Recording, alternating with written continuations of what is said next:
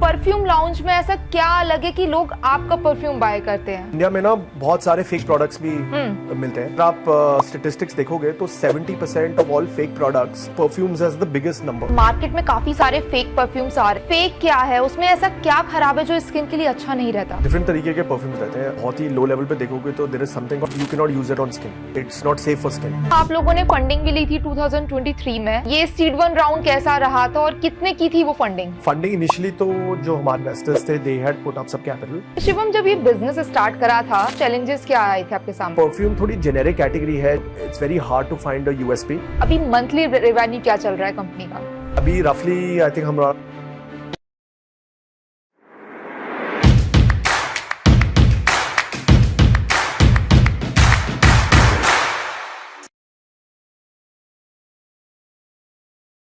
Hello everyone, welcome to Beyond Fame with पायल।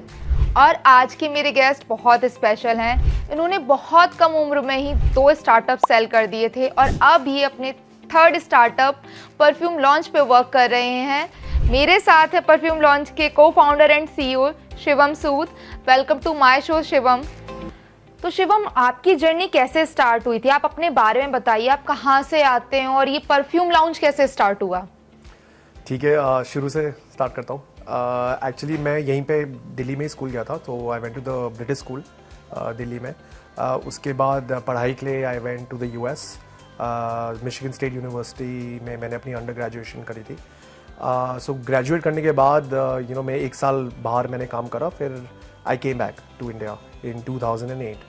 सो 2008 में initially तो I had join the family business. हमारा garments का काम होता था उस टाइम पे, एंड काफ़ी ठीक चल रहा था 3 साल तक। बट उसके बाद एक रियलाइजेशन आई कि नहीं यार, कुछ अपना करना है। एंड फिर मैंने एक कंपनी शुरू करी थी विद 3 अदर पीपल, जिसका नाम था heavenandhome.com। सो वो एक्चुअली उस टाइम पे इंडिया की फर्स्ट ऑनलाइन फर्नीचर कंपनी थी। This is before Amazon, any other companies. India में तो उस टाइम पे कुछ भी नहीं था। तो फिर वो हमने काफ़ी स्केल किया, उसको चलाया, मतलब 500 लोग तक हमने उसको स्केल किया था। फिर वो कंपनी में एग्जिट ली 2012 के अराउंड। एंड उसके बाद फिर एक टेक बिजनेस भी शुरू करा, तो वो भी काफ़ी अच्छा चला, 9-10 साल उसको भी चलाया। उसमें फिर एग्जिट लेने के बाद 2022 में हमेशा से था कि यार I want to get back into selling products, getting into ecommerce. So थोड़ा टाइम लिया, रिसर्च करा, देखा कि मैं किस चीज़ के लिए पैशनेट हूँ। तो फिर समझ आया कि perfumes is one thing that जहाँ मेरा पैशन है और जिसमें मैं बिजनेस बनाना चाहता हूँ। सो फिर one thing led to another, was very lucky कि I met the right people। जो मेरे co-founders हैं उनसे भी थोड़ी common friends के थ्रू मीटिंग हुई, and बस we all took the plunge in 2022 and started the company। तो परफ्यूम ही क्यों? आपको प्रोडक्ट्स में आना था, तो कुछ और क्यों नहीं स्टार्ट करा? एक्चुअली काफ़ी रिसर्च करी, सच बताओ तो मतलब 6 महीने तक मैंने सारे डिफरेंट प्रोडक्ट्स देखे।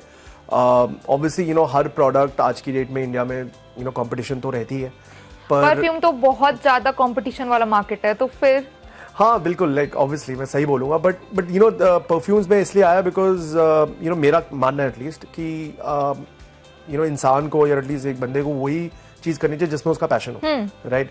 जैसे अगर आपका पॉडकास्ट का पैशन है तो आप पॉडकास्ट होस्ट कर रहे हो। Similarly I feel as an entrepreneur आप उसी चीज़ में सक्सेस हो गए जिसमें आपका पैशन है। तो मैंने बहुत सोचा, बहुत रिसर्च करी, and perfumes was honestly one thing जिसमें मुझे लगा कि एटलीस्ट प्रोडक्ट वाइज अगर मैं देखूँ तो उसमें मेरा इंटरेस्ट भी है, नॉलेज भी है और पैशन तो डेफिनेटली है। और जब मैंने रिसर्च करना शुरू करा, लोगों से मिला, तो जो मेरे 2 को-फाउंडर्स वो भी इसी इंडस्ट्री से आते हैं एक्चुअली। सो हमारा ना फिट बहुत अच्छा बैठा फिर, तो इसलिए परफ्यूम्स। तो शिवम, जब ये बिजनेस स्टार्ट करा था तो सबसे ज्यादा चैलेंजेस क्या आए थे आपके सामने? So see, challenges when we started, definitely the first challenge was कि जैसे आपने पहले पूछा था मुझसे कि आपका यूनिक चीज़ क्या है। तो आई थिंक परफ्यूम थोड़ी जेनेरिक कैटेगरी है जिसमें I would say that it's very hard to find a USP, it's very hard to differentiate yourself कि आप कैसे अलग हो। बिकॉज देखो, परफ्यूम पैकेजिंग में थोड़ा चलो आप डिफरेंशिएशन कर सकते हो, स्मेल में कर सकते हो, बट ऐसा नहीं है कि परफ्यूम जैसे कोई अदर कैटेगरी से देखूं कि बहुत बड़ी एक आपके लिए प्रॉब्लम सॉल्व करता है, राइट? सो आई थिंक सबसे पहले तो जब हम लोग सोच रहे थे, idea the main issue was कि how do we differentiate ourselves, right? कि यूएसपी क्या है, कैसे निकालें। उसके बाद ऑब्वियसली थिंग्स वर कि जैसे हर बिजनेस के चैलेंजेस होते हैं, capital funding, starting out, finding the right team, which is very very essential. Because if you don't hire the right people, आपका कभी भी business successful नहीं हो सकता. Because as founders, there is only so much you can do. मतलब हर बंदे का limit होता है, time limited होता है. So for us, we were also very very this thing about कि यार whoever we hire in the team, whoever comes on board has to be the right fit. So those are the main challenges, capital, funding, team, and obviously finding a unique position. तो जब starting में आपने अपने perfume launch करे तो जो अलग अलग आपने फ्रेग्रेंस रखी होंगी, कैसे डिसाइड करा कि आपको क्या सेलेक्ट करना है, किस तरह की फ्रेग्रेंस होनी चाहिए, मार्केट में लोगों को कौन सी पसंद आएंगी? काफी सारे चैलेंजेस इस स्टेप के भी माइंड में रहे होंगे, तो कैसे डिसाइड करी थी अपने fragrances? So C, I think हमारा तो थोड़ा उल्टा ही हिसाब था, क्योंकि हमने तो बहुत सारी फ्रेग्रेंसेस लॉन्च कर ली थी without testing, which is actually not the ideal way to launch a product, right? Because I think two of the founders come from the industry, so unko bhi thodi, we were all very excited about launching, starting a business. We love all of us love making products. So हमने तो मतलब almost 30 products launch कर दिए थे एक time पे, and we were like, we are in love with all these fragrances. हमें बहुत पसंद आई, हमने we gave it to like family, friends, and some extended team members. And उस basis पे हमने select कर दिया, which is, no, I'm not saying is the ideal way to go about it, but because we were starting out, we wanted to experiment, हमने कर दिया. Surprisingly, the biggest challenge that came was कि some of these fragrances didn't do well. They didn't test well customers. So वो हमेशा होता है, कि when you start a business, you might like the product, you might be falling in love with the product कि यार ये तो best product बना दिया मैंने. But customer को पसंद नहीं आता है. Exactly, right. So वो हुआ हमारे साथ. So there are a lot of learnings, through failure in that sense कि market में गए, लोगों को नहीं पसंद आया, it didn't test well. So we realized कि अच्छा यार, there is certain things we were very close to जो हमें नहीं दिखी, and there were many instances in the last 2-3 years जो हुआ हमारे साथ कि हम मार्केट में गए, वो प्रोडक्ट जो हमने पहले सोचा था चलेगा वो नहीं चला. So there were a lot of learnings. तो अब obviously अप्रोच जब हमारा वो है न्यू प्रोडक्ट लॉन्च में बहुत डिफरेंट है from the time when we first started. तो अभी अगर आपको अपना कुछ नया परफ्यूम लॉन्च करना होगा तो आप उसकी फ्रेग्रेंस कैसे डिसाइड करते हो? कैसे डिसाइड करोगे कि ये फ्रेग्रेंस लोगों को पसंद आने वाली है? अब तो काफी एक्सपीरियंस हो गया है. So I think जो एडवांटेज हमारे पास है जो पहले नहीं था इज लाइक डेटा, राइट? आज की डेट में लाइक 2 years में we were lucky enough to capture a lot of customer data. So actually one of the things that we did very good in the beginning वो था कि हम अपनी cell जो मेनली थी हम अपनी वेबसाइट से की हमने, और वेबसाइट पे एक्चुअली और सबने हमें बोला था शुरू में कि आप सिर्फ मार्केट प्लेस पे फोकस करो, वेबसाइट पे मत जाओ. बट हमने वेबसाइट पे ज़्यादा खुद फोकस करा स्पेसिफिकली बिकॉज हमें था कि यार हमें कस्टमर का डेटा कैप्चर करना है जिसको हम इवेंचुअली यूज कर सकते हैं to build a future products. So उससे क्या हुआ कि आज की डेट में for example we have almost 5 lakh people का database from our website who come at least made a purchase, if not made a purchase कि एटलीस्ट उन्होंने जाके अपना एक फोन नंबर दिया या ईमेल दिया हमें जिससे हम उनको कांटेक्ट कर सकते हैं for sampling purposes, for sending new products. So today जो हमारे डिसीजंस होते हैं ना they are very data driven. So जितना हमारा डेटाबेस हम उनमें जाते हैं, there are obviously some customers who are very loyal जिन्होंने हमसे ऑलमोस्ट 4 to 5, 6 टाइम्स लिए हैं. So we have different cohorts जो हमने बना रखे हैं हमारे. तो आप कस्टमर फीडबैक लेते हैं और उस बेसिस पे आप अपना न्यू परफ्यूम मार्केट में लाते हैं? एब्सोल्युटली. सो आई थिंक वही मैं बता रहा था कि हमारे जो आज की डेट में डिसीजन है they are very data driven. जो उस टाइम पे as a new business is very hard because आपके पास डेटा नहीं होता. सो उस टाइम पे you have to just go out there and on the basis of चलो like a small sample size आपने product launch कर दिया. But today our sample size when we launch new products is very large.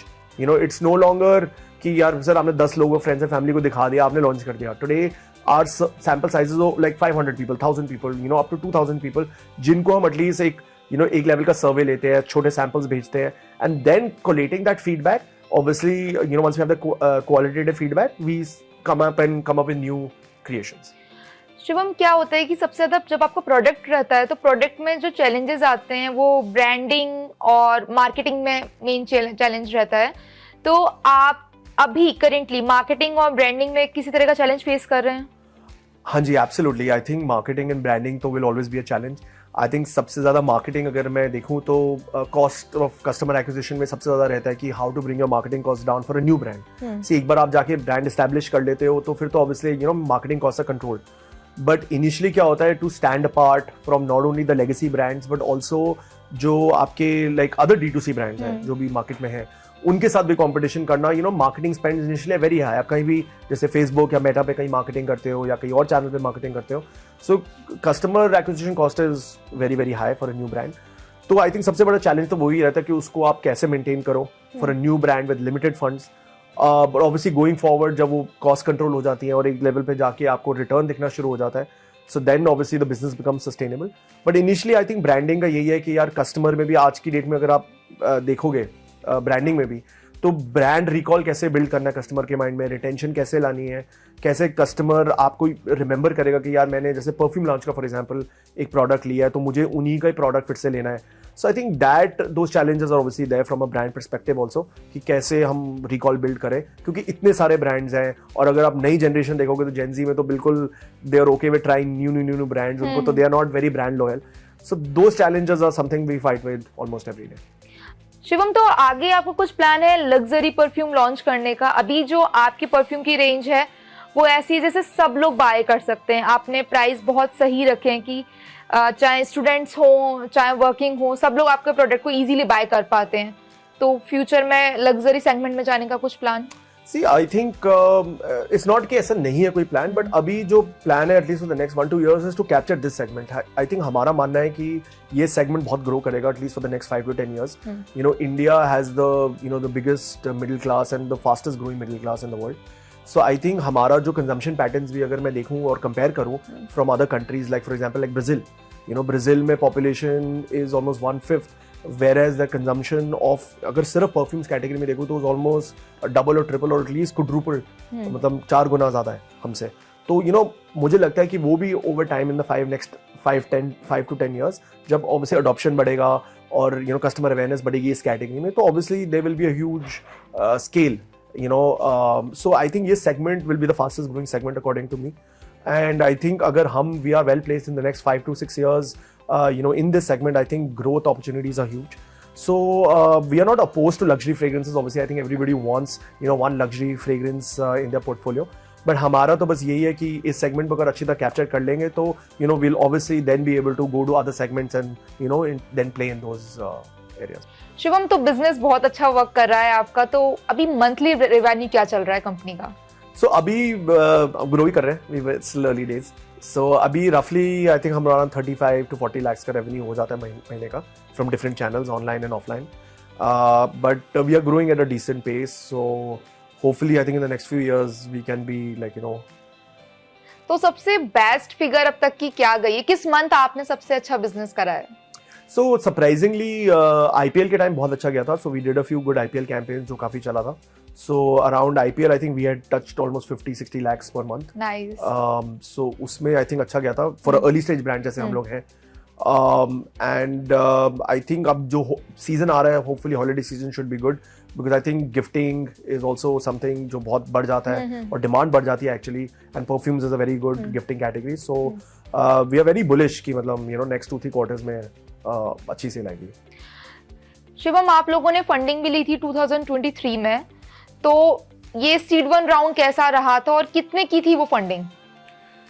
So funding initially तो जो हमारे initial investors थे they had put up सब capital. So we had put in about $500,000 जो रफली around I think 5 to 6 CR की initial funding थी company में। So I think obviously network was one thing that you know through that which जो हमारी funding हुई थी। तो शिवम, फर्स्ट राउंड आपका 2023 में हो चुका है, तो अभी आगे भी फंडिंग लेने का प्लान है कुछ? हाँ जी बिल्कुल, like I think you know as a business to grow आज की टाइम पे you know funding is something that is very essential. We are obviously you know in the process of also raising funds and not just for anything but also for growth capital, you know कि company को कैसे scale करा जाए, company को कैसे grow करा जाए, how do you make it you know let's say 100 crore brand which is obviously the vision for any company. So हाँ जी बिल्कुल, we are obviously always looking to raise funds.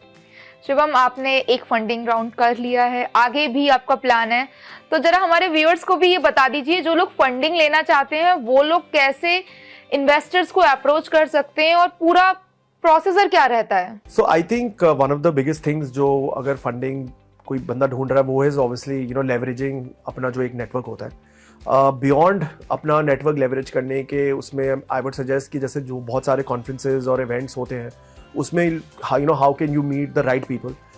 अब राइट पीपल में भी क्या होता है कि जैसे हम लोग जो हमारा एक हमेशा अप्रोच रहा है वो ये रहा है कि यार आप जैसे किस कैटेगरी में आप फॉल करते हो, right.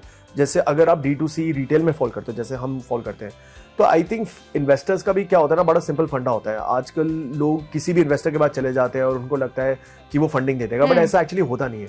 A lot of investors have very specific thoughts on a lot of industries, कि अगर कोई फंड है, जैसे अगर आप फंड के पास जाते हो तो फंड्स का ना बहुत एक स्ट्रॉन्ग और स्ट्रेट फॉरवर्ड थीसिस होता है कि यार हम तो इसी सेक्टर में इन्वेस्ट करते हैं। जैसे अगर हम रिटेल में D2C में देखते हैं तो हम D2C में देखते हैं, और अगर हम D2C में भी देखते हैं तो हम किस टाइप के ब्रांड्स में देखते हैं, और अगर किस टाइप के ब्रांड्स में भी देखते हैं तो किस टाइप का फाउंडर होना चाहिए। सो वो सारी चीज़ें ना बहुत क्लियर होती हैं। सो एनीबडी आई वुड से before approaching any investor should do that kind of a research कि आपका ब्रांड किस एरिया में फॉल करता है, किस सेक्टर में आता है, किस टाइप के इन्वेस्टर्स आपके लिए सही हैं, क्या वो इन्वेस्टर्स आप जिस स्टेज पे हो वो उस पर इन्वेस्ट करते हैं। A lot of these investors invest on the basis of even your revenue कि किस स्टेज पे आप हो। जैसे बहुत अर्ली स्टेज होता है, may be let's say 0 to 30 lakh जिसपे हम हैं फॉर एग्जांपल। फिर आपका थोड़ा एक मिड स्टेज आ जाता है, उसके बाद आपका एक ग्रोथ स्टेज आ जाता है वेयर यू हैव, जैसे इन्वेस्टर्स की भी एक टर्मिनोलॉजी होती है कि है you have found product market fit, right. So I would say कि on the basis of stage हर एक इन्वेस्टर उस कैटेगरी में फॉल करता है। सो एक रिसर्च फेज में I think is very important for any entrepreneur to know कि यार अगर मैं इस कैटेगरी में फॉल करता हूँ, लेट्स से 0 to 30 लाख की रेवेन्यू में, तो कौन सा इन्वेस्टर मेरे लिए सही होगा। मे बी फंड्स एक्चुअली उस टाइम पे रेलेवेंट शायद ना हो, maybe an angel investor और इंडिविजुअल इन्वेस्टर जो एक रिस्क लेना चाहेगा very very early stage, maybe because they like the founder और द एंटरप्रेन्योर। सो ये सब I would say becomes very very important. And उसके बाद ऑब्वियसली वंस वो हाईलाइट हो जाता है, then you can approach these funds. And फिर आपके पिच पे डिपेंड करता है, depends on your background, if you are the the most relevant person to build that company. And then जैसे हमारी कंपनी में भी है, जो आपने obviously पूछा ही था कि आपका यूनिक सेलिंग पॉइंट क्या है, मोट क्या है, how do you differentiate yourself, how can you win in this market, how can you stand apart from your competitors. So वो सारी चीज़ें फिर मैटर करने लग जाती हैं। शिवम, मार्केट में बहुत सारे परफ्यूम्स अवेलेबल हैं, तो परफ्यूम लाउंज में ऐसा क्या अलग है कि लोग आपका परफ्यूम बाय करते हैं? सो परफ्यूम लाउंज एक्चुअली जो ब्रांड है, जब हमने शुरू किया था, द आइडिया वॉज कि अगर मार्केट का देखूं इंडिया में, आजकल इंडिया में ना बहुत सारे फेक प्रोडक्ट्स भी मिलते हैं। और अगर आप स्टेटिस्टिक्स देखोगे तो 70% ऑफ ऑल फेक प्रोडक्ट्स, उसमें से perfumes as the biggest number, right. It's about 35-40% is of perfumes are all fake in India. So I think वो एक चैलेंज बहुत रहता है, राइट। सो जब हमने ब्रांड शुरू किया था, आई थिंक सबसे पहले हमारा एक थीसिस था कि यार हमें ओरिजिनल परफ्यूम्स करने हैं। हमें किसी को या ना कोई डुप्लीकेट बनाना है या इंस्पायर्ड परफ्यूम बनाना है किसी लग्जरी ब्रांड का। हमें from very day one we were clear कि यार बनाना तो अपना परफ्यूम ही बनाना है, उसको ओरिजिनल बनाना है, and on the basis of Indian skin type and preferences बनाना है। अब इंडिया में क्या चलता है और बाहर क्या चलता है बहुत बहुत डिफरेंट है, ऑब्वियसली, एज वी नो। और इंडिया अगर हम देखें तो प्राइमरीली वैसे भी डिओड्रेंट का मार्केट है। इंडिया में डिओड्रेंट ज्यादा चलता है, परफ्यूम कम चलता है। सो हमें वो भी था कि यार देखो, डिओड्रेंट एक बहुत क्राउडेड स्पेस है। हम भी ऑनेस्टली स्पीकिंग अगर चाहें तो लाइक डिओड्रेंट लॉन्च करके इंडिया में इन मार्केट में एंट्री ले सकते थे, बट हमारा ये था कि यार हमें कुछ एक तो अलग करना है, ओरिजिनल करना है, और उसी बलबूते पे आई गेस एक ब्रांड बनाना है। सो आई थिंक अगर मैं देखूं तो ये हमने 2 साल में एटलीस्ट फॉलो करा है। और परफ्यूम लाउंज आज के डेट में अगर आप देखोगे जो हमारे सारे प्रोडक्ट्स हैं, ऑल ओरिजिनल फ्रेग्रेंसेस जो हमने क्यूरेट करके चूज़ करके बनाया है। हमारे जितने गिफ्ट सेट्स भी हम लोग जो आजकल बेचते हैं, वो किसी के मतलब जैसे कॉपी नहीं है। तो वो ना एक एक्चुअली क्या होता है कि वो कस्टमर के माइंड में एक ब्रांड ट्रस्ट बिल्ड कर देता है। और वैसे ही it's a very brand deficit, और ब्रांड ट्रस्ट इंडिया में होता नहीं है, लोग किसी पे विश्वास करते नहीं है, इतने स्कैम्स होते हैं ऑनलाइन। तो कैसे कोई किसी नए ब्रांड पे ट्रस्ट करे। सो आइडिया है कि यार हम कैसे अपने आप को मार्केट में पोजीशन करें कि लोग एटलीस्ट अगर परफ्यूम लाउंज खरीदना चाहे तो उनको पता है यार अगर हम कोई असली और जेन्युइन चीज ले रहे हैं। Apart from obviously, sorry to say, there are obviously value addition or other features that it has, but originality was one thing that we were very very clear about. तो मार्केट में काफी सारे fake perfumes आ रहे हैं, तो fake क्या है, उसमें ऐसा क्या खराब है जो स्किन के लिए अच्छा नहीं रहता? सी डिफरेंट तरीके के परफ्यूम्स रहते हैं। अब जैसे अगर आप बहुत ही लो लेवल पे देखोगे तो there is something called apparel perfume. So apparel perfume एक तो बहुत सस्ता होता है, और उसको स्किन पे अगर मैं देखूँ तो you can not use it on skin, right. It's not safe for skin. So जो हमारे भी परफ्यूम्स हैं, lot of our competitors also, वो जो लोग जो मार्केट भी करते हैं, सबसे पहले वो एक अपना मार्केटिंग में दिखाएंगे सेफ ऑन स्किन। अब कस्टमर्स जो इंडिया में है उनको इतना भी आई गेस इतना एक लेवल तक नॉलेज नहीं है कि यार अगर हम परफ्यूम लगा रहे हैं, लोगों को लगता है कि सिर्फ कपड़े पे लगाना है, बट एक्चुअली जो परफ्यूम लगाते हैं वो स्किन पे लगाते हैं। बिल्कुल right. So lot of these low level perfume जिसको हम फेक कैटेगरी में भी डाल सकते हैं, it's not necessarily fake but it's sometimes not safe to use. Right. तो उसमें क्या होगा कि अगर आप लगाओगे chemicals actually end of the day, तो वो आपको रैशेस दे सकता है। अगर आपकी स्किन से रिएक्ट कर गया तो कुछ और भी स्किन लेवल के इश्यूज हो सकते हैं। So I think that is very one big concern. Fake आजकल क्या होता है कि जैसे आप डिफरेंट कैटेगरीज में देखोगे, अल्कोहल में बहुत चल रहा है, चल लोग बड़े ब्रांड्स को फेक करके फेक लिकर बेचते हैं। सिमिलरली परफ्यूम में भी वही हो रहा है कि copy, they are selling copy, copies and when I say fake I mean copies to a certain extent. And copy में क्या होता है कि जैसे एक कोई बड़ा, जैसे एक डेविड कूल वाटर का कोई अगर ब्रांड है, राइट, तो उसमें क्या है कि लोगों को पता है कि यार ये मार्केट में डिमांड रहती है, बट अगर आप लेने जाओगे तो उसको पता है कि कोई भी बंदा अगर 2 या 3 हज़ार रुपए उस बॉटल के देना चाहेगा। अब अगर कोई कॉपी करता है तो उसको पता है कि यार वो सस्ते में ब्रांड बना के उसी ब्रांड में एक हाई मार्कअप या मार्जिन पे बेच सकता है।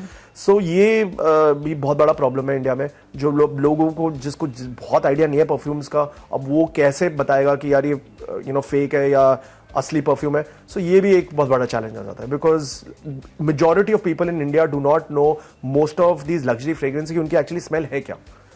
राइट। तो बेसिकली हमारी स्किन के लिए कौन सा परफ्यूम अच्छा है, उसमें क्या इंग्रेडिएंट होने चाहिए, जो बिल्कुल नॉर्मल इंसान है वो कैसे सेलेक्ट करेगा, उसे कैसे पता लगेगा कि उसे कौन सा परफ्यूम बाय करना है, क्या इंग्रेडिएंट हमें चेक करने चाहिए? सो आई थिंक जो बेसिकली इंग्रेडिएंट जो चेक करना चाहिए, आई थिंक एक तो पैराबेन्स होता है कि आई थिंक परफ्यूम में पैराबेन्स नहीं होना चाहिए। दैट्स डेफिनेटली वो स्किन के लिए सेफ नहीं है। एंड सी केमिकल्स भी एक लेवल तक ऑब्वियसली स्किन में सेफ नहीं होते हैं, बट जो हम लोग केमिकल्स यूज करते हैं वो उसका आइडिया ये होता है कि वो सर्टिफाइड केमिकल्स होते हैं जो सेफ ऑन स्किन होते हैं। तो आई थिंक कोई भी कस्टमर अगर जब परफ्यूम चूज करता है तो उसको वो डेफिनेटली चेक करना चाहिए पैकेजिंग भी कि क्या सेफ फॉर स्किन लिखा हुआ है, क्या वो सर्टिफिकेशन है उस ब्रांड के ऊपर। अगर तो नहीं है और अगर तो अपैरल परफ्यूम है तो वो तो बिल्कुल ही मतलब आप स्किन पे नहीं यूज कर सकते हो। दूसरा क्या होता है कि जैसे आजकल बड़े नेचुरल और नॉन अल्कोहलिक परफ्यूम्स भी आ गए हैं। अब स्किन टाइप जो अगर मैं देखूं तो ऑनेस्टली स्पीकिंग लोगों पे डिपेंड करता है। आपका स्किन टाइप और मेरा स्किन टाइप डेफिनेटली डिफर कर सकता है। जो आपकी स्किन पे रिएक्ट करे वो जरूरी नहीं है कि मेरे स्किन पे रिएक्ट करे। So there is a majority of audience also in India who basically use अतर और इतर जिसको हम बोलते हैं, जिसमें अल्कोहल नहीं होता है। तो वो बिल्कुल ही एक दो तरीके के आते हैं, ऑब्वियसली एक नेचुरल आता है, एक सिंथेटिक आता है जो केमिकल में होता है। सो प्रेफरेंस पे बिल्कुल डिपेंड करता है, बट लोग ये भी होता है कि हमारे आजकल परफ्यूम में अल्कोहल ना हो। सो ये भी एक्चुअली एक ट्रेंड आजकल चल रहा है। एक बहुत कॉमन क्वेश्चन होता है लोगों के माइंड में कि परफ्यूम अच्छा है या डिओड्रेंट अच्छा है। बहुत सारे लोग परफ्यूम ऑप्ट करते हैं और कुछ की नहीं कि हमें डिओड्रेंट ही यूज करना है। तो दोनों में डिफरेंस क्या होता है, अभी तक बहुत सारे लोगों को क्लियर ही नहीं है। Absolutely. So C I think आजकल जो जैसे मार्केटिंग ब्रांड्स ने करी है, जो बड़े बड़े ब्रांड्स हैं, जैसे एक्स था शुरू में इंडिया में, फिर फॉग आया मार्केट में जिसने पूरा मार्केट कैप्चर कर लिया। सो आई थिंक लोगों को सबसे पहले तो यही मिसकंसेप्शन था कि डिओड्रेंट में होता है गैस और नॉन गैस, राइट, कि जैसे एक्स और जैसे ब्रांड्स उनमें गैस होता है और जैसे जो फॉग आया उसमें नॉन गैस डिओड्रेंट बना दिया, तो वो मेन एक अंतर होता है। But actually difference perfume concentration में होता है। मेनली जो होता है वो परफ्यूम कॉन्सेंट्रेशन में क्या होता है कि जैसे अगर आप कैटेगरी देखोगे परफ्यूम्स की, डिओड्रेंट में सबसे कम परफ्यूम कॉन्सेंट्रेशन होता है। It's almost like 2 to 4%। जैसे आप कैटेगरी ऊपर जाते हो फिर आता है आपका EDT, उसमें होता है अबाउट 8 to 10%। अगर EDP में जाओगे जो मेनली हमारा प्रोडक्ट है वो इज अबाउट 12 एंड अप, सो हमारा ऑलमोस्ट 20 to 25% फ्रेग्रेंस कॉन्सेंट्रेशन रहता है। उसके ऊपर भी जैसे परफ्यूम होता है उसमें अबव 25% कॉन्सेंट्रेशन होता है। सो ऐसे ऐसे करके ना परफ्यूम्स में भी कैटेगरीज होती हैं प्रोडक्ट्स की। तो वो अगर आप कोई भी लेवल देखोगे उसमें आपको दिख जाएगा कि यार आपका EDT है या EDP है या परफ्यूम है या डिओड्रेंट है। So I think that one thing is there कि लोगों को लगता है कि नहीं यार अगर मैं डिओड्रेंट अगर गैस लगा रहा हूं तो ऐसे लगता है कुछ लगा रहा हूं, बट वो एक्चुअली फ्रेग्रेंस लास्ट करता नहीं है। सो सबसे ज्यादा तो यही होता है। और उसका ही सबसे बड़ा रीजन है कि deodorant is so cheap, because fragrance concentration जो होता है उसमें बहुत कम होता है। तो अगर लॉन्ग लास्टिंग फ्रेग्रेंस चाहिए तो हमें परफ्यूम ऑप्ट करना चाहिए। एब्सोल्युटली। और परफ्यूम में भी कैटेगरी है, जैसे परफ्यूम में EDT में जैसे बोलूं वो थोड़ा कम लॉन्ग लास्टिंग होता है, EDP थोड़ा उससे ज्यादा होता है और परफ्यूम तो सबसे ज्यादा होता है। सो उसमें भी फिर डिफरेंस ये आ जाता है। अगर कोई कस्टमर देख रहा है वो प्राइस में आ जाएगा कि EDT ऑब्वियसली थोड़ा सस्ता होगा, EDP थोड़ा महंगा होगा और परफ्यूम ऑब्वियसली महंगा होगा। बट उसमें भी अगर मैं बिल्कुल अगर साइंस में घुसूं तो थोड़ा डेफिनेटली EDT में भी अगर आप महंगे वाले इंग्रेडिएंट यूज करोगे या थोड़े स्ट्रॉन्ग इंग्रेडिएंट यूज करोगे तो वो भी ऐसा नहीं कि लास्ट नहीं करता है, बट द मेन डिफरेंस जो क्लासिफिकेशन परफ्यूम्स में होती है वो इन चारों उसमें परफ्यूम्स आती है बेसिकली। मुझे ऐसा लगता है कि बहुत सारे लोग हैं परफ्यूम यूज कर रहे हैं, डिओड्रेंट यूज कर रहे हैं, लेकिन उन्हें सही तरीका ही नहीं पता कि परफ्यूम लगाते कैसे हैं। कोई अंडार्म्स पे लगाता है, कोई रिस्ट पे लगा लेता है, कोई नेक पे लगाता है, कोई डायरेक्ट कपड़ों पे लगाता है। तो राइट वे क्या है परफ्यूम यूज करने का? देखो, एक अलग सा आंसर देता हूँ आपको। राइट वे तो वैसे कुछ नहीं होता। लोगों को कहना है कि आप राइट वे ये है कि आप रिस्ट पे लगा लो या कान के पीछे लगा लो या वैसे लगा लो, कहने के लिए तो बहुत है। आई थिंक परफ्यूम और डिओड्रेंट लगाने का तरीका ये है जो आपको बेस्ट सूट करता है ना। फॉर एग्जाम्पल जैसे डिओड्रेंट है, अब जब डिओड्रेंट मार्केट में आया था शुरू में सबसे उसका यूज केस था कि वो एंटी प्रेस्पिरेंट है, कि मतलब अगर आप स्वेट करते हो तो उसको हटाने के लिए या उसकी जो स्मेल होती है उसको हटाने के लिए लोग डिओड्रेंट यूज करते हैं। तो आजकल भी लॉट ऑफ पीपल जो है वो अपने मतलब स्किन पे यूज करते हैं या अंडर आर्म्स में यूज करते हैं। तो that is okay, that's the usage is okay because it is serving a purpose. मतलब वो एक आपकी प्रॉब्लम सॉल्व कर रहा है। परफ्यूम्स में भी वही है। अब लॉट ऑफ टाइम्स लोग परफ्यूम यूज करते हैं जैसे जो बाहर जाते हैं, जैसे अगर रात को बाहर जा रहे हैं या कहीं दिन में मीटिंग पे जा रहे हैं। तो आई वुड से कि देखो, अगर आप कपड़ों पे लगाओगे तो कपड़ों पे तो ऑब्वियसली थोड़ा स्मेल ज्यादा देर तक रहता है, स्किन पे यूजुअली ज्यादा अब्जॉर्ब कर देता है। बिकॉज जैसे हम जिस वेदर में रहते हैं, अगर हम हॉट वेदर में रहते हैं तो परफ्यूम ऑब्वियसली स्किन पे जल्दी ज्यादा अब्जॉर्ब करेगा, तो जल्दी ज्यादा जाएगा आपके स्किन से, तो लास्टिंग विल बी लोअर। अगर आप कपड़ों पे लगाओगे तो obviously the perfume will remain longer. So I think really depend करता है। अब मैं अगर बोलूंगा जैसे द डिफरेंट यूसेजेस, रिस्ट पे आप डेफिनेटली लगा सकते हो। लोग कोई उसको रिस्ट पे लगा के डैब करते हैं, ऐसे कोई सिर्फ नेक पे लगाते हैं, कोई कपड़ों पे लगाते हैं। It really depends on person to person. So ऐसा नहीं है कि कोई सही तरीका या गलत तरीका है। मतलब आप व्हाटएवर सूट्स यू।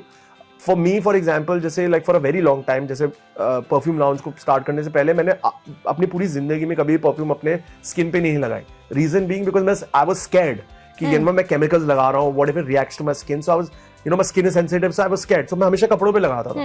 अभी भी मैं अगर देखूं तो 60-70% ऑफ टाइम मैं कपड़ों पे ही लगाता हूँ। बट अगर मैं किसी परफ्यूम स्पेशलिस्ट और एक्सपर्ट से पूछूंगा तो वो कहेंगे यार कपड़ों पे नहीं, आप स्किन पे लगाओ। So it really depends. So ऐसा कुछ नहीं है कि कपड़ों पे लगाना, स्किन पे लगाना है। My only thing to anybody wanting to know more about perfumes was like, यार आप परफ्यूम वहां यूज करो जहां पे यू आर कंफर्टेबल। तो आप शिवम इतनी बड़ी कंपनी चला रहे हैं परफ्यूम की, आपको अच्छा खासा एक्सपीरियंस है, 2 स्टार्टअप्स आप सेल कर चुके हैं अब तक। तो आप जरा उन लोगों के लिए कुछ टिप्स दे दीजिए जो बिल्कुल बिगिनर लेवल पर हैं, वो भी एंटरप्रेन्योर बनना चाहते हैं, कैसे वो मार्केट में आए या आपके जैसी कंपनी स्टार्ट कर पाए। Okay, I mean I would say इतनी भी बड़ी कंपनी नहीं है, but thank you. So I would say कि देखो, सिंपल टिप है। I think anybody wanting to start as an entrepreneur, I think the first thing is कि जो आई थिंक मैंने पहले भी मेंशन किया था कि I think passion is very important.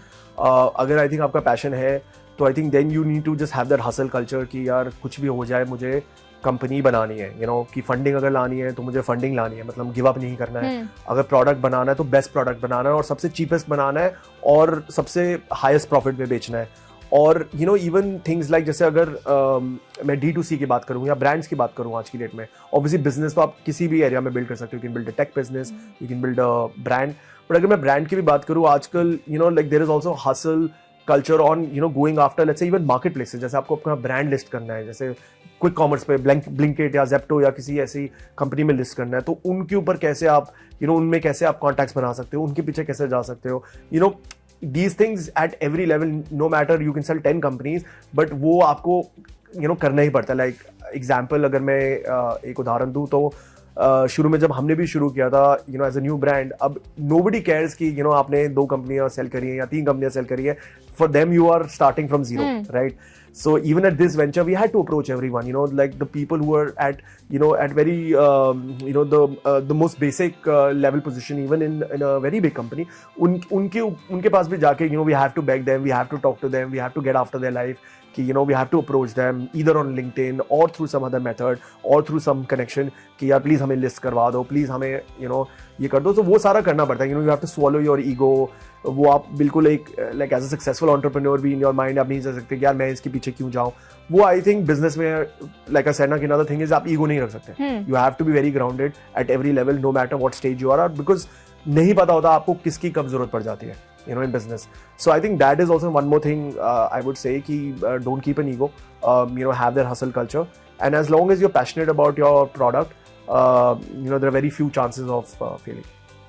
तो शिवम ने बहुत सारी टिप्स बताई हैं, कैसे उन्होंने इतनी बड़ी कंपनी बनाई है, सब कुछ उन्होंने हमारे साथ शेयर करा है। तो इस वीडियो को लाइक करना बिल्कुल मत भूलिएगा, और अगर आपको भी शिवम से कुछ क्वेश्चन पूछने हैं तो आप कमेंट सेक्शन में उनसे क्वेश्चन पूछ सकते हैं।